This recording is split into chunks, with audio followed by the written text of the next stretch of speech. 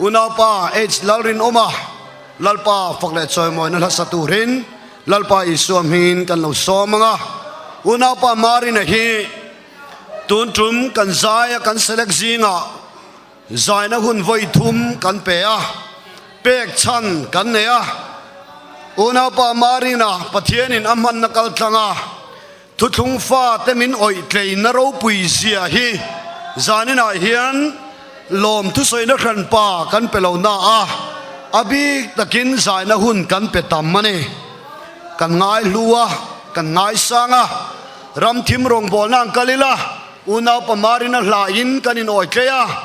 lungai mitui sura kanomin una pamarina lalpan lapek mangin lalpan min choi kya chuwangin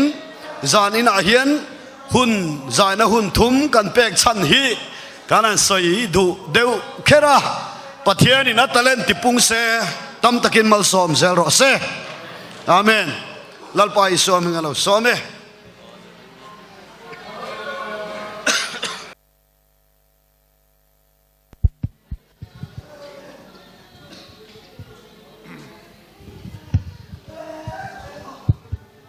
lali suaro pui berro se amen martar chum pui jing cha mup kara thutlung fa kausan masa te khan hetiang revival hi an mangai meu lova khom pui lian te in to khom te an dei ngai lova heng mai cham ro pui taka te hian thu soi na hun an nei meu ngai lova kha thutlung ro pui tak kha aroin ram thim ram rawa an fe chua pui thi na ni voina hian kan thu soi ro pui tak tak te thutlung fa te la kan ngai thak ro pui tak tak te hi a hre tur tak ten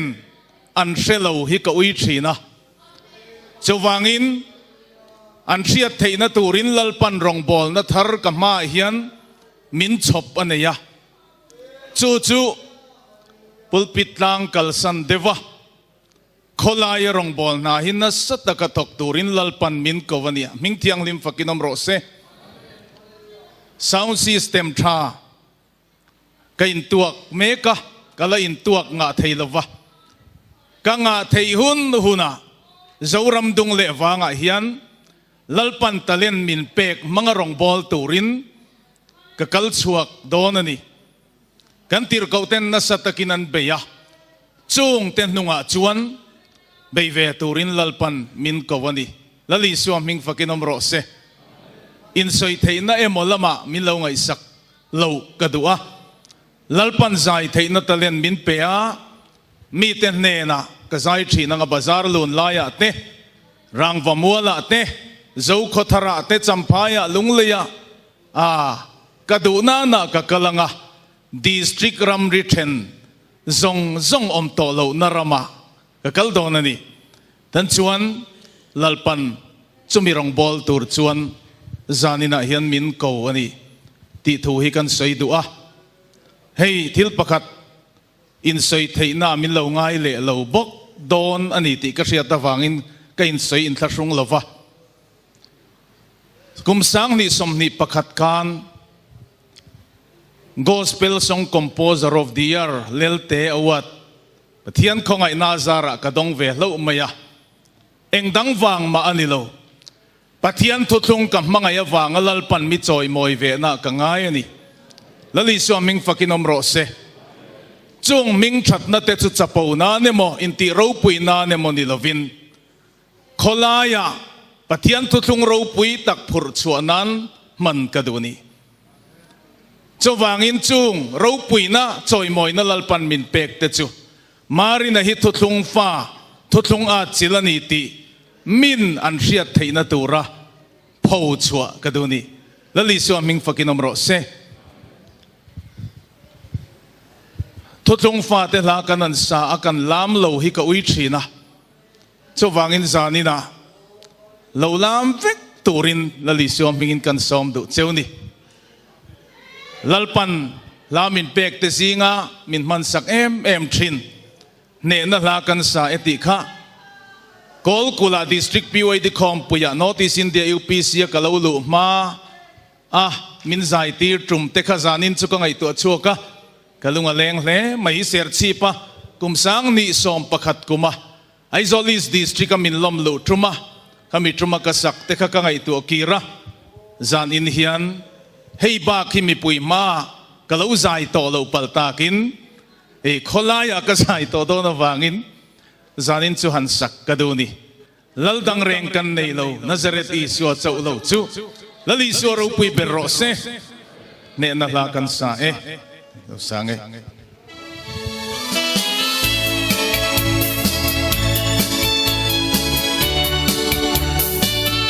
Hosanna hallelujah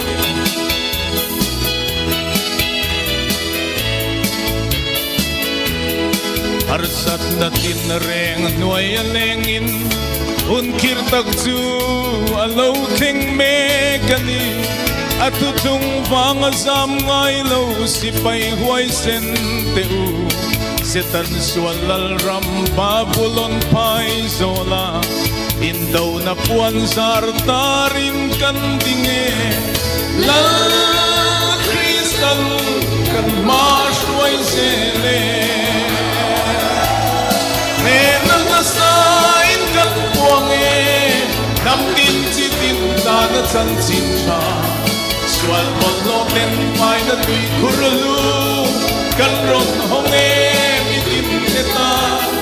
dal dam na re kan nei lo Nazareth Isu chau lo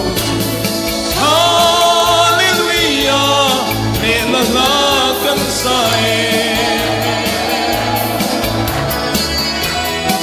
Ai te uthale rami auron simro ban ram chu alo nai to e mun tin le ram tin nam tin chi tin rong tin te u lal hon tiam khong ai na gong kharan hon lai hian som na nu nung ber lal tu be ro pui chu lo ngai ru dam na tu kan buang e Sain kan puange nam tin chi tin ta na chan chin cha swal bollo ten pai na tui kurlu kan ron honge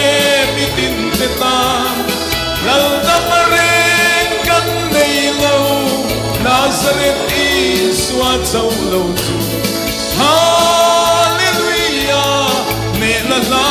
kan sai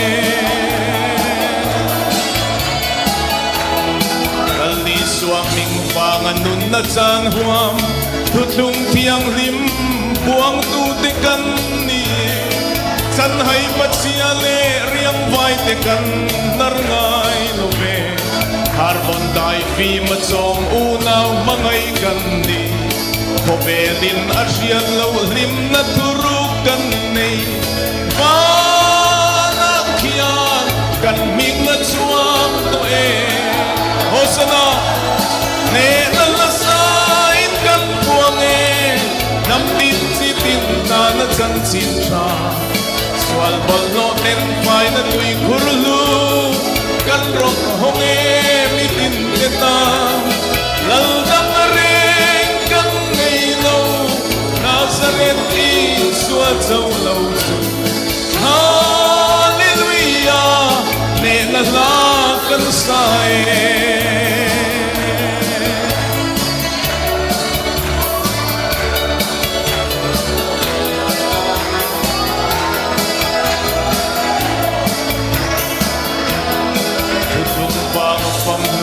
Huay sen te kha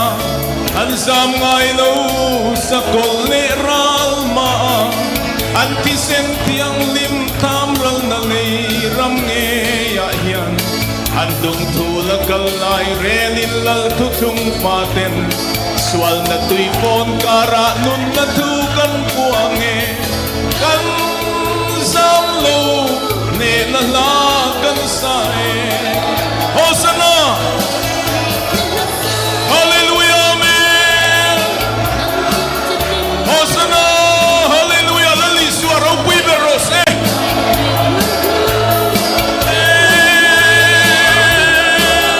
Amen, amen, amen, amen.